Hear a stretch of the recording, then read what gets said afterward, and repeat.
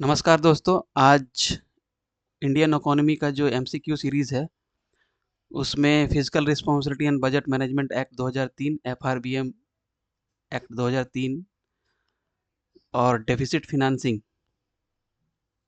इस पे हम लोग लगभग 25 एमसीक्यू देखेंगे, ठीक है। और most of the important question आपके कवर हो जाएंगे यहाँ पे। तो चलिए शुरू करते हैं। पहला क्वेश्चन है सिंपल सा कि कब आया था FRBM act. The FRBM act was enacted in which year. तो एक्ट के बाद जो ईयर रहता है 2003। हाँ, सिंपल सा क्वेश्चन था। इनेक्ट हुआ था 2003 में था, बट इम्प्लीमेंट हुआ था आपका 2004 में, ठीक है। यशवंत सिंह आपके वित्त मंत्री थे, ठीक है। 1999 नहीं होगा ये।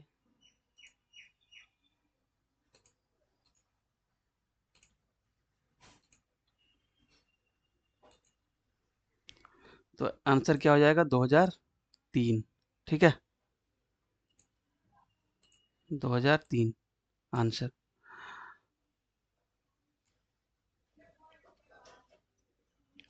दूसरा क्वेश्चन है the main objective of FRBM act is. FRBM act तो आया, उसका उद्देश्य क्या था? उद्देश्य था फिजिकल डिसिप्लिन मेंटेन करना, ठीक है। कि गवर्नमेंट ज़्यादा बोरो कर रही थी फिजिकल डेफिसिट या डेफिसिट फिनांसिंग के चलते, खर्चा ज़्यादा कर रही थी, इनकम कम था, तो इसके चलते कर्जा ज़्यादा ले रही थी, ठीक है। तो 1990, 91, 2000 से 2003 के बीच बहुत ज़्यादा गवर्नमेंट का खर्चा बढ़ गया था, बहुत ज़्यादा डेफिसिट बढ़ गया था, ठीक है। इसलिए फिजिकल डिसिप्लिन लाना पड़ा कि भाई ज़्यादा उधारी मत लो, ठीक है। तो आंसर हो जाएगा physical discipline. Control of inflation ये है, लेकिन इनडायरेक्ट इम्पैक्ट है इसका, ठीक है। चलिए,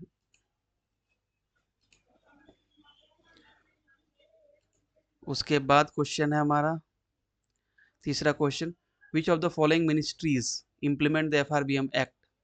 एफआरबीएम एक्ट किस मिनिस्ट्री के अंदर आता है? Ministry of commerce, A number. Ministry of finance, B number. Ministry of corporate affairs, C number. Planning commission. Planning commission तो कोई मिनिस्ट्री है ही नहीं, आयोग है, ठीक है। था, अब तो नीति आयोग आ गया है, ठीक है। मिनिस्ट्री ऑफ कॉमर्स नहीं, फिनांस मिनिस्ट्री करती है। आप देखे होंगे, मतलब एफआरबीएम एक्ट में क्या है, बजट के साथ कुछ डॉक्यूमेंट रखना। और बजट कौन प्रस्तुत करता है? वित्त मंत्रालय। कौन? प्रेसिडेंट। और प्रेसिडेंट के बिहाफ में कौन करता है? वित्त मंत्री, under article 112 annual financial statement, ठीक है। तो ये हो जाएगा B number, ministry of finance, ठीक है। चलिए, उसके बाद देख लेते हैं हम लोग। चौथा क्वेश्चन है under FRBM act the government aims to reduce the physical deficit to. FRBM act जो अधिनियम है के तहत सरकार का लक्ष्य राजकोषीय घाटे को घटाकर कितना करने का है। देखिए, यहाँ पे दो तीन घाटा का बात किया गया, ठीक है। इफेक्टिव रेवेन्यू डेफिसिट मतलब, और सॉरी, और फिजिकल डेफिसिट, ठीक है। तो जो इफेक्टिव रेवेन्यू डेफिसिट था और रेवेन्यू डेफिसिट, ओरिजिनल एक्ट 2003 में वो जीरो करने का लक्ष्य रखा गया था। और ये जो फिजिकल डेफिसिट है ये 3%, ठीक है, with the annual reduction of 0.5%, ऐसा करके उसमें प्रोविजन है, ठीक है। तो कितना हो जाएगा इसमें? 3% answer, with the annual reduction of 0.5%। और एक चीज़, 2018 ये जब अमेंड हुआ, एनके सिंह कमेटी आई, तो 2018 में अमेंडमेंट के बाद जो रेवेन्यू डेफिसिट है और इफेक्टिव रेवेन्यू डेफिसिट, उसका टारगेट जीरो कर दिया गया, ठीक है। ये ओरिजिनल एक्ट में था कि जीरो करना है, टारगेट को ही रिमूव कर दिया गया कि there is no target for revenue deficit and effective revenue deficit, ठीक है। एक बार इसको देख लेते हैं। जैसे देखिए, जब हमारा, देखिए ये है ना रेवेन्यू डेफिसिट, यहाँ पे देखिए टारगेट रिमूव कर दिया गया, लाल में आपको दिखेगा, रेड रेक्टेंगल में target removed. Effective revenue deficit का भी टारगेट रिमूव्ड है यहाँ पे, ठीक है। चलिए, उसके बाद है हमारा FRBM stands for, full form ही पूछ दिया। FRBM का पूर्ण रूप क्या है? Physical responsibility budget management and budget management है, या financial regulation and banking mechanism है, या physical review and budget method है, या financial reforms and budget mission है। तो देखिए ये है physical responsibility and budget management act. ठीक है, तो ये हो जाएगा आंसर आपका। ठीक है, छठा क्वेश्चन देख लेते हैं। Which country inspired India's FRBM framework? FRBM framework जो इंडिया का है वो कहाँ से लिया गया है, या कहाँ कहाँ से प्रेरणा मिली है? जैसे कॉन्स्टिट्यूशन में प्रस्तावना कहाँ से लिया गया है, आपका सुप्रीम कोर्ट हाई कोर्ट का प्रोविजन कहाँ लिया गया, इंडिपेंडेंस ऑफ जुडिशरी कहाँ से लिया गया है, जैसे US से लिया गया है, आपका फंडामेंटल ड्यूटीज कहाँ से लिया गया है, आपको रशिया से लिया गया है। ठीक है, फंडामेंटल राइट्स कहाँ से लिए गए, तो 1935 अधिनियम, ये सब चीजें। तो उसी तरह से FRBM फ्रेमवर्क कहाँ से लिया गया? FRBM ढांचा ये लिया गया है आपका US से लिया गया है, या UK से, या न्यूजीलैंड से, या जापान से। ये लिया गया न्यूजीलैंड से। ठीक है, तो करेक्ट आंसर हो जाएगा न्यूजीलैंड से। चलिए, तो उसके बाद देखिए सातवां क्वेश्चन। सातवां क्वेश्चन कहता है द FRBM एक्ट मैंडेट्स, मतलब जरूरी है FRBM एक्ट के अंदर government to present which report to parliament annually. कौन कौन सा रिपोर्ट एनुअली जो है सो बजट के साथ पार्लियामेंट के समक्ष रखना पड़ता है। ठीक है, बजट हाइलाइट्स ये तो बजट में ही रखा जाता है, फिजिकल पॉलिसी स्ट्रेटेजी स्टेटमेंट, या 5 ईयर प्लान, या ऑडिट रिपोर्ट। ये भी नहीं, ये प्रेसिडेंट रखते हैं। ठीक है, 5 ईयर प्लान ये तो खत्म हो गया, ये तो हटा दिया गया है।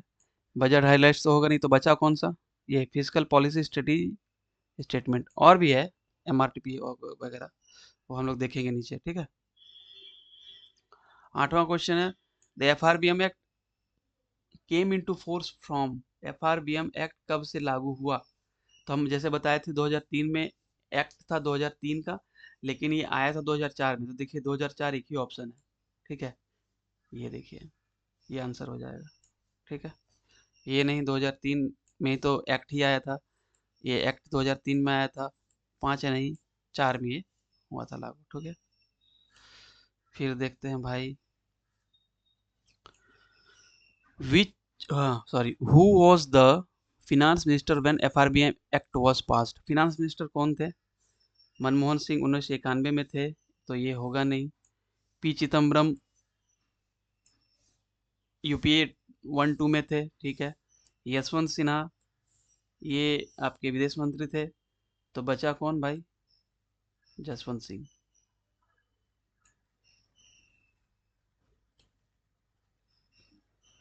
ठीक है, 10वां क्वेश्चन देखते हैं। Which deficit does FRBM act primarily aim to control?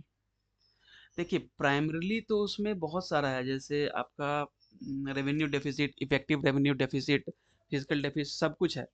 लेकिन आपको पता है रेवेन्यू सिर्फ डेफिसिट कंट्रोल करने से कुछ होगा नहीं, हमारा मेन होता है राजकोषीय घाटा कंट्रोल करना। ठीक है, इसीलिए है तो ये भी रेवेन्यू है, सारे डिफिसिट को कम करना है, ये भी है, लेकिन मेन है हमारा ये फिजिकल डेफिसिट को कम करना।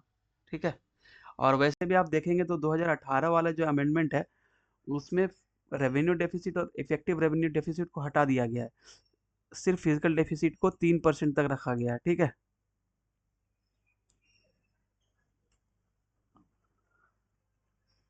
The FRBM act requires the government to eliminate.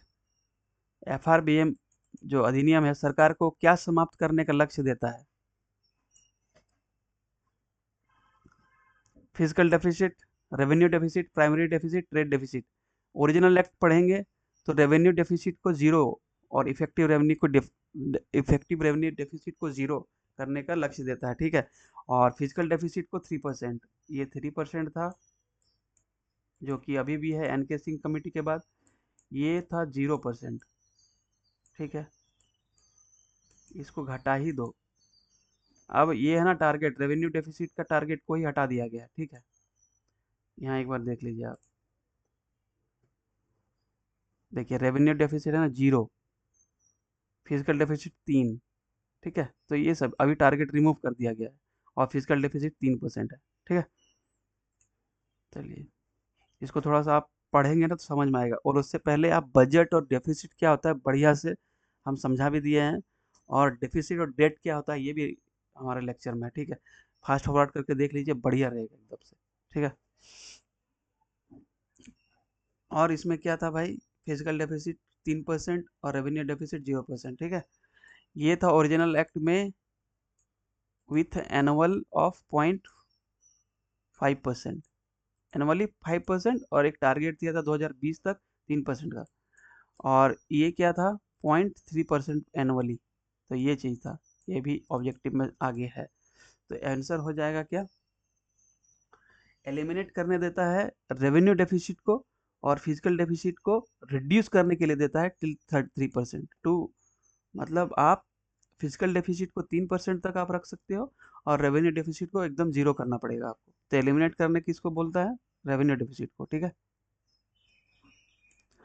Which of the following is not part of FRBM target, FRBM target का कौन सा ऐसा डेफिसिट है जो टारगेट में नहीं है, एफआरबीएम के लक्ष्य का हिस्सा नहीं है। फिजिकल डेफिसिट है 3%, रेवेन्यू डेफिसिट है, अभी रिमूव कर दिया गया है। ठीक है, लेकिन था ओरिजिनल एक्ट में। उसके बाद monetary deficit, public debt. Public debt क्या है, डेफिसिट होगा तो पब्लिक डेट लेंगे, तो मतलब ये घटेगा तो ये भी घटेगा आपका पब्लिक डेट। ठीक है, लेकिन मॉनेटरी डेफिसिट ये कुछ भी नहीं होता है। ठीक है, तो ये चीज़ ठीक है, बाहर रखा हो जाएगा सी नंबर। फिर उसके बाद देखते हैं 13 नंबर, which committee reviewed the FRBM act in 2016, Kelkar committee, Rangarajan committee, tax Som committee.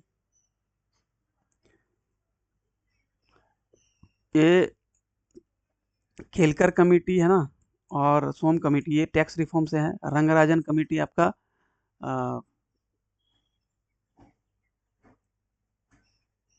ये फिनांस कमीशन में जो होता है ना कि स्टेट और सेंटर के बीच रेवेन्यू का बंटवारा, उसको लेकर है। तो हो जाएगा एनके सिंह कमेटी। ठीक है, एनके सिंह कमेटी आंसर। इन्होंने ही बोला था कि आप स्केप क्लाउज लगाइए, थोड़ा रिजिड है तो इसको हटाइए, और फिर उसके बाद रेवेन्यू डेफिसिट टारगेट हटा दिया गया था। ठीक है, अब देखिए 14 नंबर question, according to FRBM target by which year should the revenue deficit be eliminated. जो शुरू में था ना उसमें 8-9 था, फिर से देख लीजिए, ये देखिए ये है ना सनसेट टारगेट डेट 31 मार्च 2008। ठीक है, शुरू के एक्ट में, फिर 4 में अमेंड हुआ, 12 में हुआ, 15 हुआ, फिर एनके सिंह कमेटी, फिर हटा दिया गया टारगेट को, टारगेट रिमूव, ये रेड रेक्टेंगल में देख सकते हैं। ठीक है, ये सब नहीं होगा, ये सब फैक्ट है, ये रट लीजिएगा। ठीक है, which of the following is key principle under FRBM act, FRBM के अंदर कौन सा एक प्रमुख सिद्धांत है, प्रमुख सिद्धांत, की प्रिंसिपल, की प्रिंसिपल। ठीक है, पॉपुलिस्ट स्पेंडिंग मतलब लाइक मैया सम्मान योजना टाइप, लाडली लक्ष्मी योजना टाइप, लोक लुभावन व्यय कि अ, हम इतना देंगे, हम 10 किलो अनाज देंगे, ये है नहीं है। तो फिजिकल डिसिप्लिन कैसे आएगा, एफआरबीएम एक्ट क्या है, एक physical responsibility and budget management act. तो मतलब फिनेंशियल डिसिप्लिन की बात करती है, to coordinate between government policy, physical policy and monetary policy of RBI. ठीक है, एक अकाउंटेबिलिटी और पारदर्शिता का बात करता है। ठीक है, बोरो विदाउट लिमिट नहीं भाई, बोरो करने बोला है आप 3% पे रहिए, और 60% से ज़्यादा आपका घाटा नहीं होना चाहिए। ठीक है, पॉलिटिकल इंटरफेरेंस नहीं, तो ये भी नहीं, ये भी नहीं, ये भी नहीं। तो ये ट्रांसपेरेंसी और अकाउंटेबिलिटी का बात करता है कि आप इतना खर्च कीजिए, आप अपना फिजिकल पॉलिसी ऐसा बनाइए कि ज़्यादा खर्च लेना ना पड़े। ठीक है, आप अपना एक्सपेंडिचर लिमिट कीजिए, ठीक है, ऑप्टिमाइज कीजिए एक्सपेंडिचर को, नॉट लिमिट, ठीक है। एफआरबीएम रूल्स वर नोटिफाइड, जब एक्ट आता है तो रूल भी आता है। एक्ट आया तो 2003 में भाई, एक्ट कब आया? 2003 में, और जुलाई अगस्त के समय नोटिफाई हुआ, इनेक्ट हुआ 2004 में, ठीक है। ये तो रूल कब आया था? 2004 में, ठीक है। उसके बाद देखिए, which article of the constitution relates to the presentation of budget, presentation of budget in parliament, कौन सा आर्टिकल बोलता है? संविधान का कौन सा अनुच्छेद संसद में बजट प्रस्तुति से संबंधित है भाई? आपको सबको पता है, आर्टिकल 112, एनुअल फिनेंशियल स्टेटमेंट, है ना। बजट को क्या बोलते हैं? बजट तो एक फ्रेंच वर्ड है, बुगेट, जिसका मतलब होता है स्मॉल लेदर बैग, लेकिन इसका कॉन्स्टिट्यूशन में जो नाम है वो है आपका annual financial statement under article 112, ठीक है। 18 number FRBM act was amended in 2012 में, 16 में कमेटी आई, फिर 2018 में एक्ट हुआ, ठीक है। तो 2012, उसके बाद फिर अमेंडमेंट हुआ था, ठीक है। 16 में कमेटी आई उसके बाद। विच of the following is not indicator under FRBM act, FRBM act के अंदर कौन ऐसा जो है वो सूचक नहीं है? निम्न में से कौन सा सूचक नहीं है? Is not an indicator, is an indicator नहीं, इज नॉट एन इंडिकेटर, कौन नहीं है, ठीक है। ये नहीं वाला चीज नॉट करेक्ट, करेक्ट, ये बढ़िया से ध्यान रखना है। आपका फिजिकल डेफिसिट है कि नहीं है? फिजिकल डेफिसिट डेफिनेटली है, इसी का तो ये 3% कम करने के लिए बोलता है। रेवेन्यू डेफिसिट अब टारगेट हटा दिया गया है, लेकिन था इफेक्टिव रेवेन्यू डेफिसिट, ये भी था ओरिजिनल एक्ट में। ट्रेड डेफिसिट नहीं है, ट्रेड डेफिसिट है बैलेंस ऑफ पेमेंट का पार्ट, ठीक है। तो ये चीज है।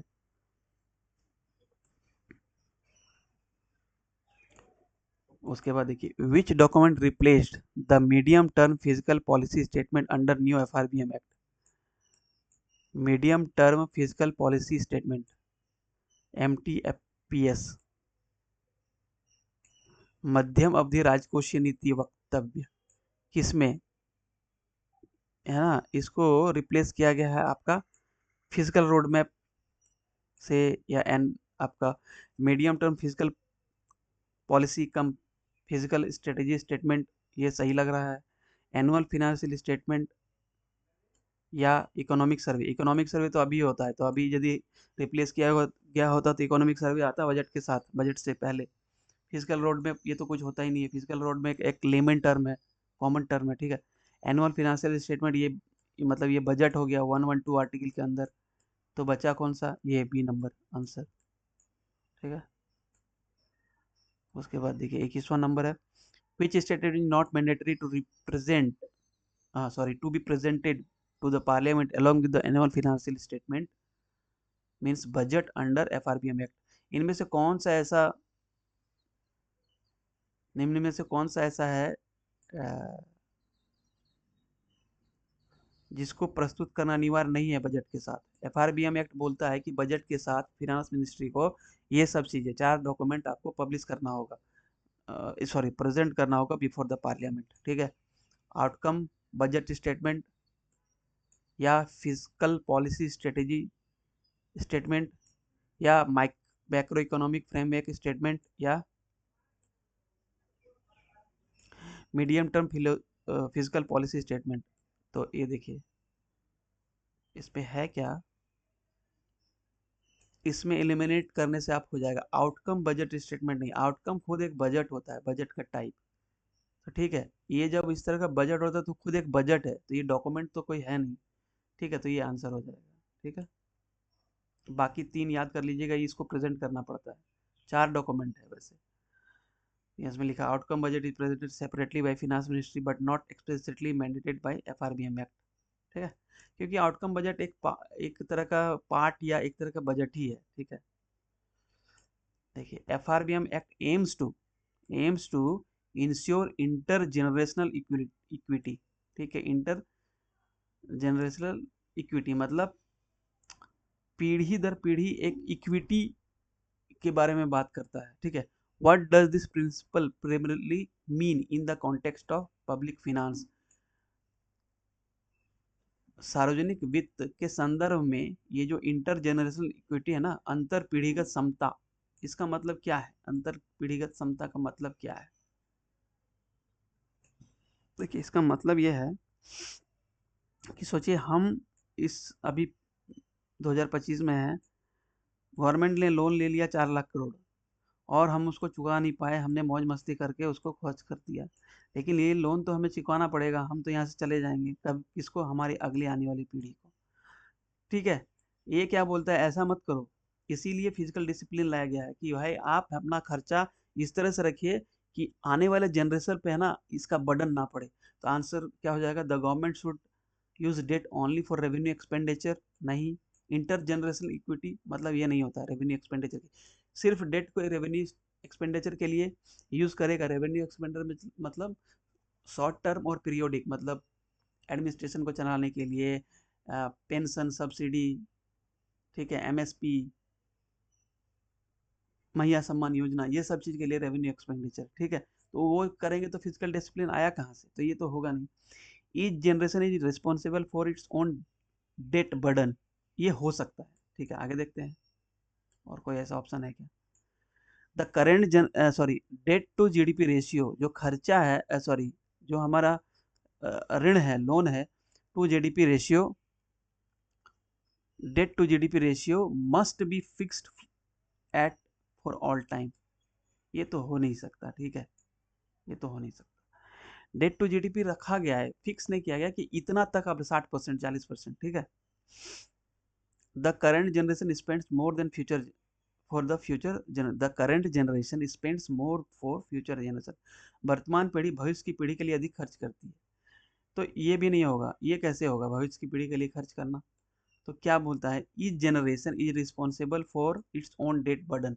अगर हम रिस्पॉन्सिबल रहे अपने घाटे, अपने खर्चे के लिए, अपने लोन के लिए, तो आने वाली पीढ़ी को इसका बोझ नहीं पड़ेगा। ठीक है, लिखा हुआ है the act aims to prevent the current generation excessive borrowing from burdening future generation. ठीक है, मतलब फ्यूचर जनरेशन पर अधिक बोझ मत डालो। अभी आपने 10 लाख करोड़ रुपया लोन ले लिया, चुकाया नहीं, तो उसको फ्यूचर जनरेशन को चुकाना पड़ेगा। ठीक है, the FRBM act restrict the central government from borrowing from the RBI. Restrict करता है लेकिन एकदम से रिजिड नहीं है कि आप नहीं कर सकते। ठीक है, उसके बाद उसको बोलते हैं जब अपने घाटा को भरने के लिए सेंट्रल गवर्नमेंट आरबीआई से पैसा उधार लेती है, उसको बोलते हैं मोनेटाइज्ड फिजिकल डेफिसिट। उस घाटा को भरने के लिए, जिस पार्ट को भरने के लिए आरबीआई से लोन लेती है। ठीक है, देखिए, हर temporary cash shortfall through way and means advances, जब कुछ कम अवधि के लिए गवर्नमेंट है ना आरबीआई से लोन लेती है, उसको वे एंड मींस मींस एडवांसेस बोलते हैं, स्टेट भी लेती है। ठीक है, इसके लिए उसने मना किया है।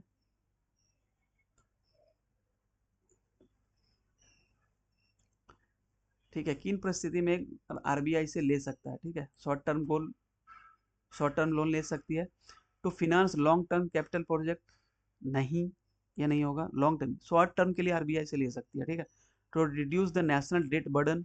नहीं भाई, नेशनल डेट बर्डन आपके पास 60 लाख करोड़ का है, कहाँ से गवर्नमेंट आरबीआई देगी? To fund any revenue expenditure. नहीं, तो सिर्फ और सिर्फ अगर यदि आपका कुछ दिन के लिए खर्चा है शॉर्ट टर्म के लिए, तो आप ले सकते हो डब्ल्यू के थ्रू आरबीआई से। ठीक है, देखिए लिखा है W is a legal mechanism, ठीक है, allowing the government to borrow from RBI for temporary cash mismatches. अगर कुछ आपका घाटा है तो आप थोड़े दिन के लिए ले सकते हैं, ये लीगल है।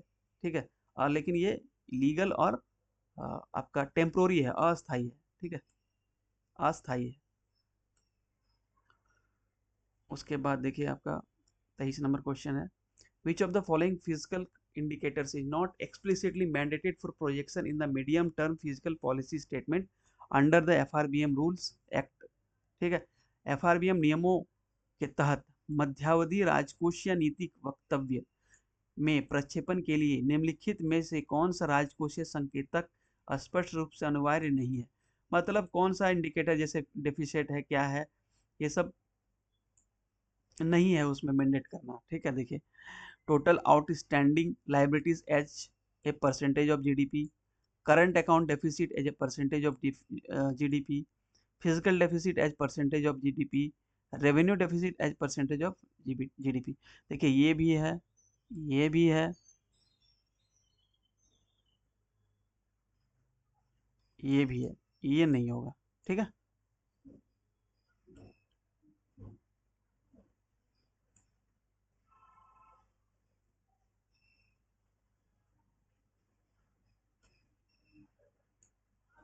देखिए, इसका आंसर भी लिखा होगा, current account deficit relates to external trade, ठीक है। ये बैलेंस ऑफ पेमेंट का पार्ट है, ये trade deficit, current account deficit, BOP, ये सब है ना, एफआरबीएम एक्ट में नहीं है। एफआरबीएम एक्ट सिर्फ और डेट और घाटा का बात करता है, ठीक है। 24 नंबर देख लेते हैं। What is the maximum permissible deviation और escape clause from the annual fiscal deficit target allowed under FRBM act. देखिए, एनके सिंह कमेटी आई ना, तो उन्होंने क्या बोला कि भाई आप अपना डेविएशन कर सकते हो, मतलब 3% जो टारगेट दिया है ना जीडीपी का फिजिकल डेफिसिट को रखने के लिए, कि 3% ज़्यादा नहीं हो सकता एक फिनेंशियल ईयर में, लेकिन एक स्केप क्लाउज सेक्शन 4(2) में लगा दिया था इस एफआरबीएम एक्ट 2003 के सेक्शन 4(2) में, ठीक है, जब 2016 में आया। तो उसमें क्या बोला गया कि आप है ना डेविएट कर सकते हो, कितना 0.5% कर सकते हो, ज़्यादा नहीं। स्टेट को भी बोला और सेंटर को भी बोला, 1% तो बहुत ज़्यादा हो जाएगा, 3% तो हमने रखने के लिए बोला है डेफिसिट आपका जीडीपी का। नो डेविएशन नहीं, तब स्केप क्लाउज क्यों लगाया, ये भी नहीं होगा। 0.25 बहुत कम हो जाएगा, 0.5%, आधा परसेंट आप 3.5% तक आप जा सकते हो, ठीक है। लेकिन कब जाना है भाई, उसका भी कुछ कंडीशन है, जैसे नेचुरल कैलामिटीज हो गया, सिक्योरिटी हो गया, ठीक है, स्ट्रक्चरल रिफॉर्म्स हो गया, ठीक है, ये सब चीज़ों के चलती, कोविड टाइप का कुछ आ गया, ठीक है। अब देखिए 25वां number, which one of the following is considered as valid ground for invoking the escape clause under FRBM act. मतलब एफआरबीएम एक्ट में एस्केप क्लाउज मतलब आप जो 0.5% एक्स्ट्रा आप कर सकते हो, खर्च आप एक्स्ट्रा, आप अपना डेफिसिट बढ़ा सकते हो, उतना ले सकते हो लोन, खर्चा कर सकते हो, वो क्यों और किस कंडीशन में क्या कहा गया है। Failure to achieve tax revenue target in financial year, तब तो हर बार गवर्नमेंट बोलेगी भाई हम विफल हो गए हैं अपना रेवेन्यू टारगेट अचीव करने में, तो हम 0.5% अपना जो है सो घाटा बढ़ा लेते हैं, तो ये तो होगा नहीं। National security, act of war, national calamity, ये हो सकता है, देख लेते हैं। Need for additional funds to finance populist scheme in an election, election में लोक लुभावन जो है योजना, जैसे मैया सम्मान योजना देने के लिए, ये तो होगा ही नहीं भाई, इसके लिए थोड़ी ना, तब तो गवर्नमेंट हर बार ऐसे ही कर लेगी कि भाई मेरा खर्चा ज़्यादा है क्योंकि हमने 20 लाख करोड़ रुपया बांट दिया। Expected slow down in GDP growth based on pre election survey, ये भी नहीं। देखिए, ये सिर्फ national security, calamity, structural reforms, ये सब चीज़ में होता है, इसलिए बी नंबर होगा। 5 कंडीशन है इसमें, ठीक है।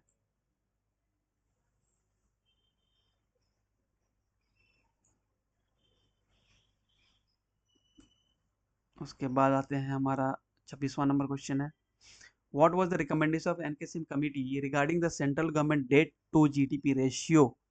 सेंट्रल गवर्नमेंट का डेट टू जीडीपी रेशियो कितना रखा गया था बाई एनके सिंह कमेटी 2016 में जब आई, तो 60% बाई 2025, 20% बाई स्पेसिफिक ईयर, या 50% बाई 2030, या 40% बाई 2024-25। देखिए, इसमें क्या है, 60% तो रखा गया है, लेकिन ये सेंटर प्लस स्टेट दोनों का, मतलब दोनों का जो पूरा कर्जा होना चाहिए वो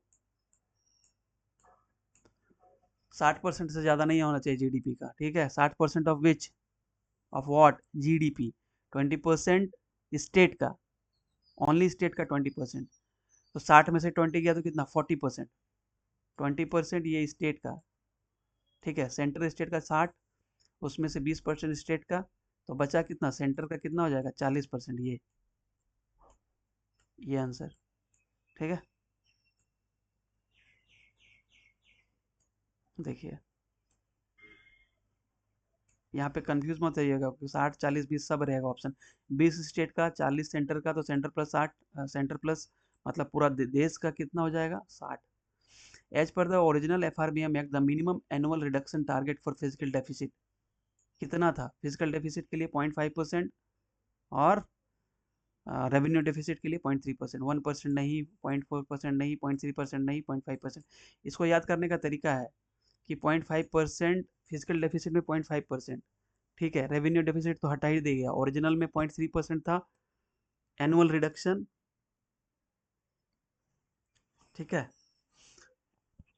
और इसके प्लस में भी 0.5% ही बढ़ा सकते हैं, इसलिए 0.5% आप याद कर लीजिए। फिजिकल डेफिसिट हमेशा 0.5%।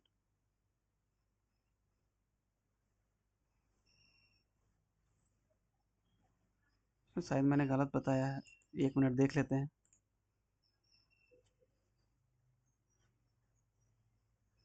सॉरी, उल्टा बता दिया, रेवेन्यू डेफिसिट 0.5% था, और उल्टा याद कर लीजिएगा, रेवेन्यू डेफिसिट है ना 0.5% था, और ये फिजिकल डेफिसिट जो है ये 0.3%, ठीक है। फिजिकल डेफिसिट 0.3%, सॉरी, और इसके क्लाउज में 0.5%, रेवेन्यू डेफिसिट 0.5% था, मैं थोड़ा सा उल्टा याद हो गया था मुझे, तो ये, ठीक है, सॉरी। उसके बाद देखिए, the 2018 amendment to FRBM act abolish the target for which of the following. अभी हर बार हमने बताया कॉन्टीजेंटल लाइबिलिटी मतलब आकस्मिक देनदारी मतलब लेन देन, effective revenue deficit, debt to GDP ratio, fiscal deficit अभी भी 3% है, डेट टू जीडीपी रखना ही है स्टेटमेंट के साथ, ठीक है। कॉन्टीजेंट लायबिलिटी ये तो हटा ही नहीं सकते भाई, ठीक है। इफेक्टिव रेवेन्यू डेफिसिट और रेवेन्यू डेफिसिट ये दोनों को हटा दिया गया, ठीक है, टारगेट से, पहले था, ठीक है, अब नहीं है। 0% था टारगेट, कर देना है, लेकिन अब नहीं है। देखिए, the target for both the revenue and effective revenue deficit were done away in 2018 amendment, ठीक है। 2018 के संशोधनों में राजस्व घटा और प्रभावी राजस्व घटा दोनों को हटा दिया गया, ठीक है। चलिए, आई थिंक अब लास्ट क्वेश्चन हो जाएगा। FRBM अधिनियम का उद्देश्य राजकोषीय कार्यों में अधिक पारदर्शिता लाना है, यह मुख्य रूप से किसके माध्यम से किया जाता है। पारदर्शिता तो लाना है, एक उद्देश्य है इसका, राजकोषीय जो अधिनियम है FRBM एक्ट, लेकिन ये अचीव करने का टूल क्या है, mandating a secret audit of government account और requiring requiring the requiring the government to present comprehensive fiscal policy statement in parliament, ये लग रहा है शायद। फिर देख लेते हैं और suitable answer. Limiting the tax collection power of central government, नहीं, ये कर देगा तो गवर्नमेंट रेवेन्यू कहाँ से जनरेट करेगी, तो ये तो पूरा ही नहीं होगा। Allowing the central government to borrow without parliamentary approval, ये भी नहीं होगा भाई, कैसे आप ले लोगे। फिर FRBM एक्ट का क्या मतलब रहा, ये हो जाएगा B नंबर, ठीक है। तो ये सब क्वेश्चन था FRBM एक्ट के अंदर, बहुत ही हेल्पफुल है, आप इसको बार बार देख के आप कर सकते हो, ठीक है।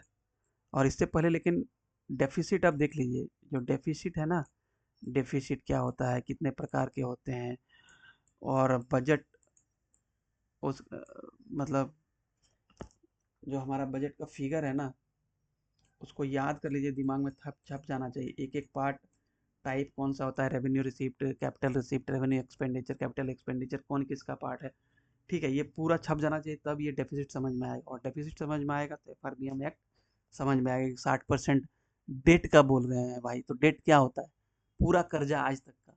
डेफिसिट मतलब एक फिनेंशियल ईयर का घाटा कितना है, कितना एक्सपेंडिचर होगा आने वाले समय में, और कितना रेवेन्यू है, इसके बीच का गैप, कितने प्रकार के होते हैं, क्यों होते हैं, बजट डेफिसिट क्या है, उसका क्या रिलेशन है फिजिकल डेफिसिट से, बोरोइंग क्या होता है, ठीक है। तो ये सब चीज़, और thank you. Kindly subscribe my channel and promote me. Thank you so much.